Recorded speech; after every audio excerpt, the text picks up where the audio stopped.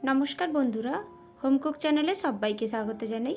চলে এলাম আবার একটি রেসিপি নিয়ে। আজকে আমি রুই মাছ দিয়ে মৌরি দিয়ে দারুণ স্বাদের একটি রেসিপি তৈরি করে দেখাবো। এই মৌরি রুই রেসিপিটি গরম ভাতের সাথে পেলে সবাই কিন্তু আঙুল চেটে পুটে খাবে। তবে দেরি না করে পুরো রেসিপিটি একবার দেখে নিন, আশা করি সবার খুব ভালো লাগবে। আর রেসিপিটি তৈরি করা একদমই সহজ, কোনো রকমের ঝামেলা ছাড়া। বানানো যতটা সহজ, খেতে কিন্তু দারুণ মজার হয়। ভিডিওটি প্রথম থেকে শেষ পর্যন্ত দেখার অনুরোধ রইল। আর ভালো লাগলে লাইক দিয়ে ভিডিওতে একটা সকলের সাথে শেয়ার করে দিবেন রেসিপিটি। তবে চলুন রেসিপিটি আমি শুরু করে ফেলছি। রেসিপিটি বানানোর জন্য আমি এখানে 3 পিস রুই মাছের বড় বড় পিস নিয়েছি। আর নিয়ে নিলাম কিছুটা পরিমাণে লবণ, আর দিলাম সামান্য একটু হলুদ গুঁড়ো, আর দেব সামান্য একটু লঙ্কার গুঁড়ো। এবার মাছের গায়ে হলুদ, লঙ্কা আর লবণটাকে খুব ভালো করে মাখিয়ে নেব। আমি এখানে রুই মাছ নিয়েছি, আপনারা রুই মাছের পরিবর্তে কাতলা মাছও নিয়ে নিতে পারেন। মাছের গায়ে খুব ভালো করে লবণ আর হলুদটা মাখিয়ে প্রায় 10 মিনিটের মতো ঢাকনা দিয়ে আমি সাইডে রেখে দেব। এই 10 মিনিটের মধ্যে আমি একটা মশলা তৈরি করে নিচ্ছি। তার জন্য একটা মিক্সিং জার নিয়েছি, আর একটা মিডিয়াম সাইজের পেঁয়াজকে ছাড়িয়ে ধুয়ে 4 টুকরো করে দিয়ে দিলাম। আর 1 ইঞ্চের মতো আদাকে চাকা চাকা করে কেটে দিয়ে দিলাম। আর দিয়ে দিলাম 1 টেবিল স্পুনের মতো মৌরি।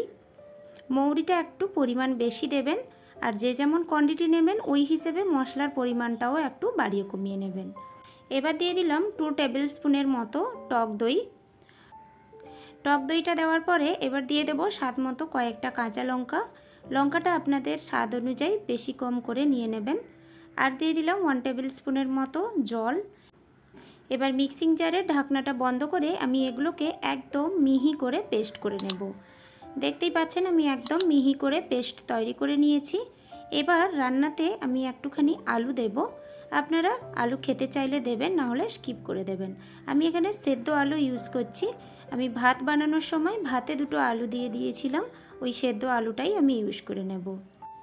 আপনারা আলু খেতে না চাইলে নর্মালও কিন্তু বানিয়ে ফেলতে পারেন শুধু মাছ দিয়ে। যেহেতু আমার বাড়িতে ছোট বাচ্চা আছে, তার জন্য একটু আলুর প্রয়োজন হয়, সেই জন্য আমি একটু আলু দিয়ে দিলাম। এবার সেদ্ধ আলুগুলোকে খুব ভালো করে আমি ছাড়িয়ে নিয়েছি। এবার একটু ফালি ফালি করে কেটে নিচ্ছি। আমি একটা আলুকে আমি 6টার মতো টুকরো করেছি। আলুগুলোকে সমস্ত কেটে নিয়েছি। এবার আমি আলুটাতেও একটু ম্যারিনেশন করে নেব। যেহেতু আমি আলুগুলোকে ভাতে দিয়েছিলাম, তার জন্য আলুর মধ্যে লবণের পরিমাণটা একদম নেই। তার জন্য আমি সামান্য একটু লবণ আর সামান্য একটু হলুদ গুঁড়ো দিয়ে আলুটাকে খুব ভালো করে মাখিয়ে নিয়ে এটাকেও আমি কিছুক্ষণের জন্য রেখে দেব। লবণ হলুদ ভালো করে মাখিয়ে আলুটাকে আমি একটু সাইডে রেখে দিলাম। এবার চলে এলাম রান্নার কাছে। গ্যাসে একটা কড়াই বসিয়ে দিয়েছি, গ্যাসের ফ্লেমটা একদম হাইতে করে দিয়েছি। এবার কড়াইটা খুব ভালো করে গরম হওয়া পর্যন্ত একটু অপেক্ষা করব।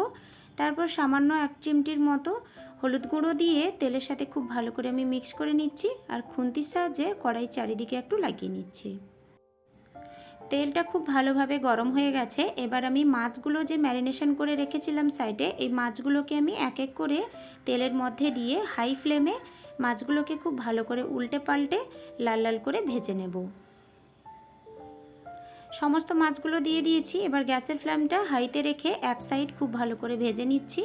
এক সাইড খুব ভালোভাবে ভাজা হয়ে গেছে। এবার আমি খুব সাবধানে অপর সাইডটা করে উল্টে দিচ্ছি। মাছের অপর সাইডটাও আমি লাল লাল করে এইভাবে একদম ভেজে নেব। মাছগুলো খুব ভালোভাবে ভাজা হয়ে গেছে, ওপর নিচে দেখতেই পাচ্ছেন কত সুন্দর লাল লাল করে ভাজা হয়েছে। এবার আমি একটা প্লেটে সমস্ত ভাজা মাছগুলোকে তুলে নিচ্ছি। এবার ওই তেলে আমি যে আলুগুলো ম্যারিনেশন করে রেখেছিলাম, ওই আলুগুলোও খুব ভালোভাবে ডিপ ফ্রাই করে নেব। রেসিপিটি দারুণ মজার হতে চলেছে বন্ধুরা, আপনারা প্রথম থেকে শেষ পর্যন্ত দেখুন, আশা করি আপনাদের খুব ভালো লাগবে। আর এত সুন্দর টেস্টের হয় খেতে, যাকে একবার বানিয়ে খাওয়াবেন উনি তো আপনার প্রশংসায় পঞ্চমুখ হয়ে যাবে। সমস্ত আলুগুলোকে একদম ডিপ ফ্রাই করে নিয়েছি। এবার একটা প্লেটে আমি তুলে রেখে দিলাম। এবার ফোড়নে দিয়ে দিলাম 1/2 টিস্পুনের মতো কালো জিরে। জিরেটা ভালো করে ভেজে গেলে একটা মিডিয়াম সাইজের টমেটোকে একদম কুচি কুচি করে ওই তেলের মধ্যে দিয়ে দেব। এবার একটুক্ষণ নেড়ে চেড়ে টমেটোগুলোকে একটু কাঁচা গন্ধটা চলে যাওয়া পর্যন্ত একটু ভেজে নেব। এবার দিয়ে দিলাম স্বাদ মতো লবণ। লবণটা দিলে টমেটোটা খুব তাড়াতাড়ি গলে যায়। আর দিয়ে দিলাম সামান্য একটু চিনি, তরকারির টেস্ট ব্যালেন্স করার জন্য চিনি একটু দিলাম, না খেতে চাইলে একদম স্কিপ করে দেবেন। এবার দিয়ে দিলাম কিছুটা গুঁড়ো মশলা, সামান্য হলুদ গুঁড়ো দিলাম, সামান্য লঙ্কার গুঁড়ো দিলাম, আর দিলাম সামান্য একটু ধনে গুঁড়ো। এবার সমস্ত মশলাটাকে আমি একটু নেড়ে চেড়ে খুব ভালোভাবে ভাজা করে নেব। আর টমেটোগুলো দেখবেন খুব ভালোভাবে গলে গিয়ে একদম তেল ছাড়তে শুরু করবে, তখনই ভাববেন যে একদম মশলাটা পারফেক্টভাবে কষিয়ে গেছে।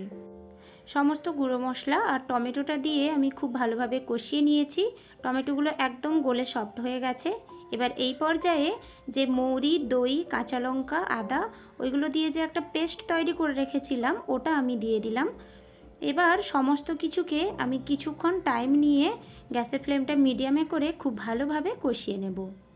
মশলাটা বেশিক্ষণও কষানোর দরকার নেই, সামান্য একটু কাঁচা গন্ধটা চলে যাওয়া পর্যন্তই একটু কষিয়ে নেবেন, না হলে মৌরির ফ্লেভারটা নষ্ট হয়ে যাবে। মশলাটা আমার খুব ভালোভাবে কষিয়ে নেওয়া হয়ে গেছে।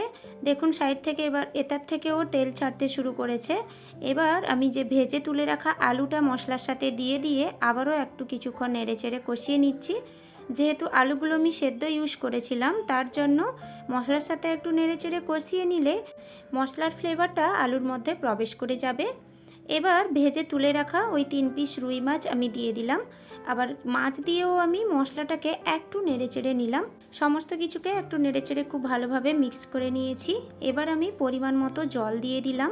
ওই মিক্সিং জারটা ধুয়ে প্রায় আমি এখানে 1.5 কাপের মতো জল দিয়ে দিলাম। যেহেতু রেসিপিটা আমি একটু গাঢ় গাঢ় করে বানাবো, তার জন্য আপনারা আপনাদের পরিমাণ মতো বুঝে আপনারা জলটা অ্যাড করে নেবেন। আর যেহেতু আলুগুলো সেদ্ধ করা আছে, তাতে বেশিক্ষণ তরকারিটা আর ফোটানোর কোনো প্রয়োজন হবে না। জলটা দিয়ে আমি খুব ভালোভাবে সমস্ত কিছুকে মিক্স করে নিলাম। এবার আমি গ্যাসের ফ্লেমটা একটু মিডিয়ামে করে নিয়ে প্রায় আমি 2 মিনিটের মতো একদম ভালোভাবে ফুটিয়ে নেব। কোনো ঢাকনা দেব না, এমনি নর্মালভাবে খোলা রেখে আমি ফুটিয়ে নেব। প্রায় আমি 2 মিনিটের মতো তরকারিটাকে খুব ভালো করে ফুটিয়ে নিয়েছি। এবার একটু টেস্ট করে দেখলাম লবণের কমি আছে, তো তার জন্য সামান্য একটু লবণ অ্যাড করে দিলাম। এবার লবণটা দিয়ে খুব ভালোভাবে আবারও আমি মিক্স করে নিলাম। এবার রান্নাটা প্রায় রেডি হয়ে গেছে। ঝোলের পরিমাণটা আমি এইভাবে রাখবো, যেহেতু সেদ্ধ আলু আছে পরে জুসটা টেনে নেবে, তার জন্য রান্না সম্পূর্ণ রেডি। এবার ওপর থেকে সামান্য একটু ধনেপাতা কুচি ছড়িয়ে দিয়ে আমি ঢাকনা দিয়ে প্রায় 3 মিনিটের মতো কি 5 মিনিটের মতো স্ট্যান্ডিং টাইমে রেখে দিয়েছিলাম। 5 মিনিট হয়ে গেছে। এবার ঢাকনাটা খুলে নিয়ে দেখুন খালি বন্ধুরা, দেখতে কতটা সুন্দর হয়েছে। জুসটাও একদম গাঢ় গাঢ় হয়ে গেছে। কালারটা খালি কত সুন্দর এসছে দেখুন। খেতেও কিন্তু অপূর্ব স্বাদের হয়। একবার বাড়িতে বানিয়ে দেখুন, অপূর্ব স্বাদের লাগে খেতে বন্ধুরা। বাড়িতে যদি কোনো গেস্ট এসে থাকে, তাহলে এই রান্নাটা যদি আপনারা একবার বাড়িতে বানিয়ে খাওয়ান ওনাদেরকে, সত্যি বলতে ওনারা কিন্তু সারা জীবন মনে রাখবে এই রান্নাটা, এতটাই টেস্ট হয়। এবার সামান্য একটু ওপর থেকে আমি আবারও একটু ধনেপাতা কুচি ছড়িয়ে দিলাম, একটু দেখতে ভালো লাগার জন্য। রেসিপি সম্পূর্ণ রেডি হয়ে গেছে। এবার গরম গরম ভাতের সাথে পরিবেশন করুন। আশা করি সবার খুব ভালো লাগবে। রেসিপি ভালো লাগলে সকলের সাথে শেয়ার করে আমার চ্যানেলটিকে সাবস্ক্রাইব করতে ভুলবেন না। আর পারলে একটা ভিডিওতে লাইক করে দেবেন। তবে আজকের মতো বিদায় জানাচ্ছি। দেখা হচ্ছে নতুন কোনো একটি রেসিপির সাথে। সবাই খুব ভালো থাকবেন।